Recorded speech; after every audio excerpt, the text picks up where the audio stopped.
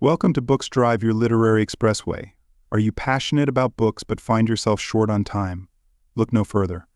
At Books Drive, we're your literary pit stop, offering concise and insightful summaries of the most captivating books. Whether you're a busy professional, a student with a hectic schedule, or simply an avid reader seeking quick knowledge, our channel is your shortcut to literary enlightenment. Join us as we navigate the winding roads of fiction, nonfiction, self-help, and more.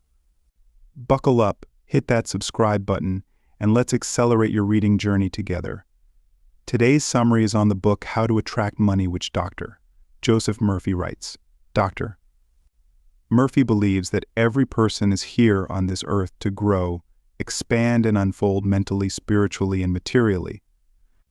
Therefore, you deserve all the money you need to lead a life of abundance. In this book, we will learn how to make friends with money, develop wealth consciousness, reinstate your belief in your abilities, always have a surplus, and live in abundance. Our desire to be rich is to be a fuller, happier, and more wonderful life. So to change your mindset about money and know the pathway to financial success and affluence and truly deserve all these, please read this summary till the end. Chapter 1. Your right to be rich. It is our right to be rich. We are on this earth to lead abundant life and to be happy, radiant, and accessible.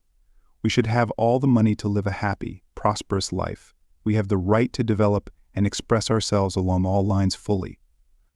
We should surround ourselves with beauty and luxury. One of the reasons people don't have money is because they refer to money as filthy lucre and believe that love of money is the root of all evil. Another reason they don't prosper is that they have a sneaky, subconscious feeling that there is some virtue in poverty. This subconscious pattern may be due to early childhood training, superstition, etc. But there is no virtue in poverty. It is a disease like another mental disease. If you were physically ill, you would think something was wrong with you. You would seek help or do something about the condition immediately. Same way if you don't have money constantly circulating in your life.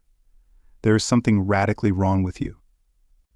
We all were born to succeed, to win, to conquer all difficulties, and all faculties fully developed.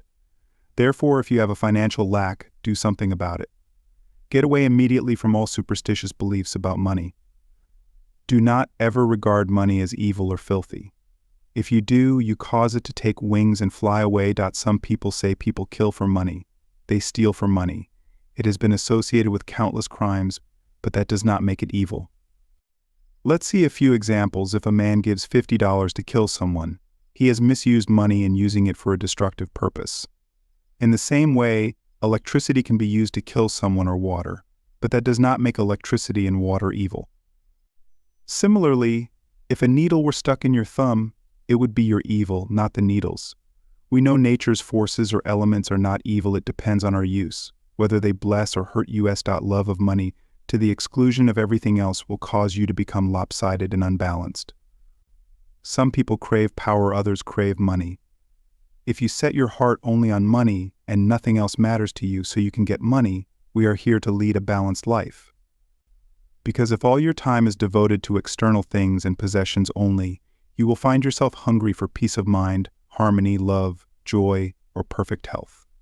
Love of money to the exclusion of everything else results in frustration, disappointment, and disillusionment. In that sense, is the root of all evil. By making money your sole aim, you made a wrong choice.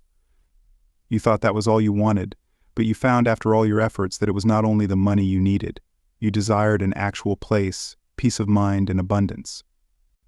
You can have the million or many million if you want them and still have peace of mind, harmony, perfect health, and divine expression. Money is a symbol of God's luxury, beauty, refinement, and abundance, and it should be used wisely, judiciously, and constructively to bless humanity in countless ways. It is merely a symbol of the economic health of the nation.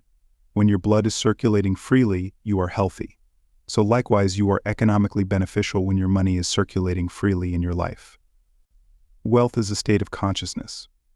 The scientific thinker looks at money or wealth like the tide, which means it goes out but always returns. The waves never fail, neither will man supply when he trusts a tireless, changeless, immortal presence that is omnipresent and flowing ceaselessly. Here is a simple way to impress your subconscious mind with the idea of constant supply or wealth. First, quiet the wheels of your mind. Relax. Immobilize the attention. Get into a sleepy, tired, meditative state of mind. This reduces the effort to the minimum. Then, in a quiet, relaxed, and passive way, reflect on the simple truths. Ask yourself where ideas come from. Where does wealth come from? Where did your mind and brain come from? You will be led back to one source. You will realize that wealth is a state of mind. Take this little phrase, repeat it slowly 4 or 5 times a day quietly to yourself, mainly before you go to sleep. Money is forever circulating freely in my life, and there is always a divine surplus. As you do this regularly and systematically, the idea of wealth will be conveyed to your deeper mind, and you will develop a wealth consciousness. Mechanical repetition will only build the consciousness of wealth. Begin to feel the truth of what you affirmed. In the beginning, people in financial difficulties do not get results with such affirmations as "I am wealthy, I am prosperous, and I am successful." Such statements may cause their conditions to get worse. The reason is that the subconscious mind will only accept the dominance of 2 ideas, prevailing mood or prevalent feeling. When they say "I am prosperous," their sense of lack is greater, and something within them says, "No, you are not successful, you are broke." The feeling of lack is dominant, so each affirmation calls forth the mood of absence, and more lack becomes theirs. The way to overcome this for beginners is to affirm what the conscious and subconscious minds will agree on. Then there will be no contradiction. Our subconscious mind accepts our beliefs, feelings, convictions, and what we consciously take as accurate. A mind could engage the cooperation of his subconscious mind by saying, "I am prospering every day. I am growing in wealth and wisdom every day. I am advancing, growing, and moving forward financially." These and similar statements would not create any conflict in mind. For example, if a salesperson has only 10 cents in his pocket, he could quickly agree that he could have more tomorrow. Nothing within him says his sales could not increase. He could use statements like, "My sales are growing every day. I am advancing and moving forward." He would find these statements would be psychologically acceptable to his mind and produce a desirable result. But this would be true when they think, feel, say, and mean God is all supply or infinite riches, and what is faithful to God is true to them. Man gets excellent results by dwelling on 3 abstract ideas: health, wealth, and success. Health is a divine reality or quality of God. Wealth is of God, it is eternal and endless. Success is of God, God is always victorious in all his undertakings. The way people can produce remarkable results is to stand before the mirror and repeat for 5 or 10 minutes health, wealth, and success. They do not say "I am healthy" or "prosperous," they have no opposition in mind. They are quiet and relaxed, thus the reason is receptive and passive. Then they repeat these words. Excellent results will follow. Joseph says that wealth is in our minds and gives an example of a young boy in Australia who wanted to be a surgeon but had no money. Nor had he graduated from high school. For expenses, he used to clean doctors' offices, wash windows, and do repair jobs. Every night as he went to sleep, he used to see a diploma on a wall with his name in big, bold letters. He used to clean the diplomas in the medical building, so it was easy for him to engrave the diploma in his mind and develop it there. He continued it for some months. Results followed as he persisted. One of the doctors took a great liking to this young boy. After training him in the art of sterilizing instruments and other miscellaneous first aid work, he became a technical assistant in his office. The doctor sent him to high school and college at his own expense. Later, this man became a prominent doctor in Montreal, Canada. He had a clear image in his mind. He had a dream because his wealth was in his mind. He could have said, "I have no education, I do not know the right people, and I am too old to go to school now. I have no money." He would have been beaten before he started. His wealth used the spiritual power within him, which responded to his thought. Joseph says what we do is the automatic response to our inner movements of the mind, inner feeling, and conviction. All our outward signs, motions, and actions follow the inner directions of the mind. Internal action precedes all extreme action.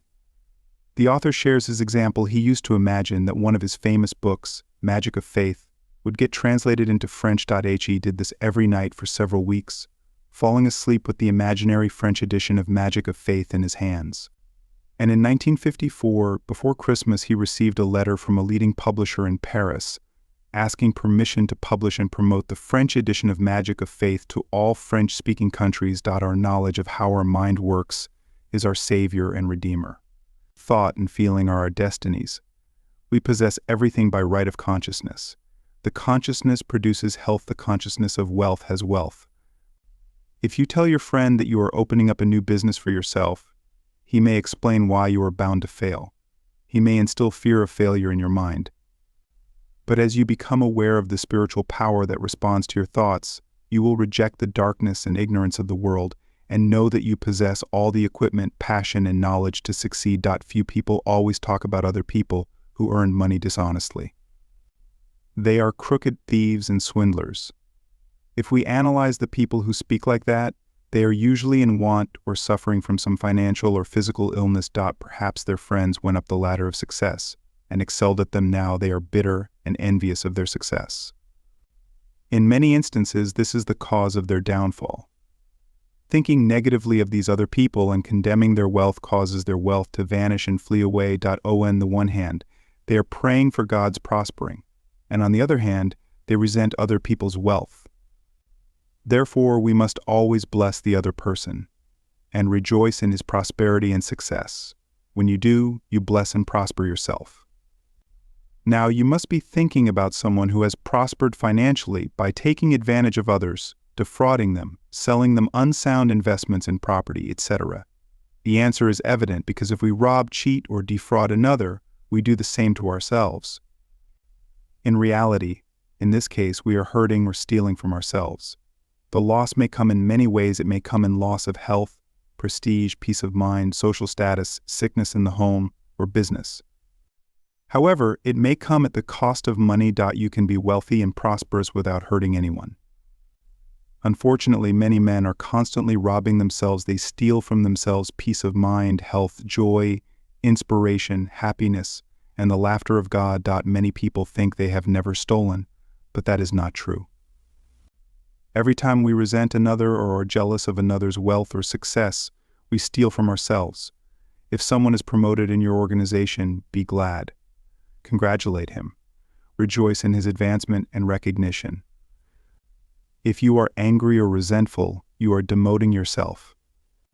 Let the following prayer be used daily by you regarding your home, business, and possessions, the overshadowing presence which guides the planets on their course and causes the sun to shine, watches over all my possessions, home, business, and all the things that are mine. All of you should seek inner guidance for your problems. If you have a financial crisis, repeat this before sleeping. Now I shall sleep in peace. I have turned this matter over to God's wisdom within. It knows only the answer. As the sun rises in the morning, so will my response be resurrected. I see the sunrise never fails. Then go to sleep. Your intellect can only solve some of your problems. Pray for the light that is to come. Let your sleep every night be a contented bliss. When you are hungry, poor state, you seek food. When worried, you seek peace. When you are sick, you seek health. When you are weak, you seek strength. Your desire for prosperity is the voice of God in you, telling you that abundance is yours. Let this be your daily prayer right in your heart. God is the source of my supply. That supply is my supply now. I am forever conscious of my true worth. I give of my talents freely and am wonderfully and divinely compensated. Thank you, God. Chapter 3. The road to riches. Riches are of the mind. For a moment, a physician's diploma was stolen with his equipment, but his wealth was in his mind. He could still carry on, diagnose diseases, prescribe, operate, and lecture on medical things. Only his symbols were stolen.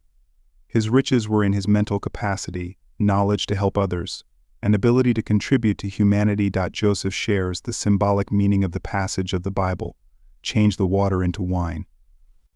It is the answer to perfect health, happiness, peace of mind, and prosperity. Wine in the Bible always means realizing your desires, urges, plans, dreams, propositions, etc. In other words, it is what you wish to accomplish, achieve, and bring forth. Water in the Bible usually refers to your mind or consciousness. Water takes the shape of any vessel into which it is poured likewise. Whatever you feel and believe is accurate will manifest in your world thus. You are constantly changing water into wine.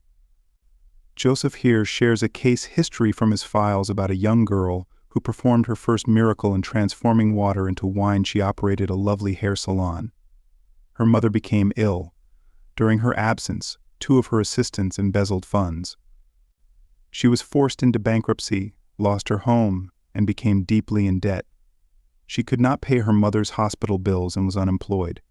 This lady was quarreling with the outside world. She said, "Look at the facts, I have lost everything. It is a cruel world, and I cannot pay my bills. I do not pray, for I have lost hope."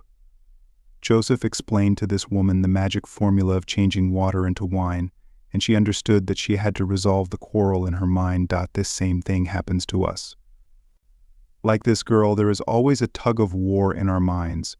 We find the environment and external affairs challenging your desire for expression, wealth, and peace of mind. True prayer teaches us how to resolve mental conflict. It is a mental marriage feast. Thought and feeling are our destinies. Prayer is a marriage of thought and feeling, or your idea or emotion. This is what the marriage feast relates to. As we think and feel inside, so is our outside world, our body, finances, environment, social position, and all phases of our external relationship to the world and man. Our internal mental movements govern and control the superficial plane in our life. What does God mean to you? God is the name given to the one spiritual power. God is the one invisible source from which all things flow. The spiritual man in prayer moves from the mood of lack to the spirit of confidence, peace, and trust in the spiritual power within himself. Since his trust and faith are in the spiritual power, his moods and feelings register a feeling of triumph or victory. This will bring about the solution or the answer to your prayer. During the day, thousands of thoughts, suggestions, opinions, sights, and sounds reach our eyes and ears. We can reject them as unfit for mental consumption or entertain them. The author said that he became rich mentally when he explained all this to his client, the young lady mentioned above. She put into practice the new way of thinking and feeling. At night she became reticent and still, relaxed, and began using constructive imagery. Nothing happened for 3 weeks. Things got much worse, but she persevered, refusing to take for an answer. But in less than a month, she got married, received a check of $24,000 as a wedding gift, and changed water into wine. Whenever negative thoughts come into your mind, which would happen, do not fight and quarrel with them in any way, but go back to the spiritual and mental formula and repeat it quietly and lovingly to selfhood supplies all my needs. There is a divine surplus in my life. There is a divine solution. God's wealth is my wealth. Our prayers are like the captain directing the ship. We must have a destination. We must know where we are going. The captain of the boat knows the laws of navigation. And we are the captain of the bridge, and we give orders in the form of thoughts, feelings, opinions, beliefs, and moods. Imagine you have heard the news of having received a vast fortune. Dramatize it, feel it, thrill it, and notice how your whole body responds to the inner bliss. Get a picture of yourself as you want to be. Retain that image, sustain it with joy, faith, and expectancy, and you will be able to experience its manifestation. In short, we can reverse any situation through prayer. Busy your mind with peace, success, wealth, and happiness. We must marry wealth by claiming to feel and believe, but not flirt with it by having many wives, such as fear, doubt, anxiety, criticism, jealousy, and anger. The wealth, health, or invention we wish to introduce are all invisible at first. Everything comes out of the invisible. We must subjectively possess riches before we can objectively possess wealth. The feeling of wealth produces wealth, for wealth is a state of consciousness. A form of consciousness is what we think, feel, believe, and mentally consent to. And lastly, open your mind and heart and say, God is my pilot. He leads me. He prospers me, and he is my counselor. Thank you guys to listen till end of this summary. I hope you get answer in your mind about money. Please give like to this video and subscribe to my channel. See you soon.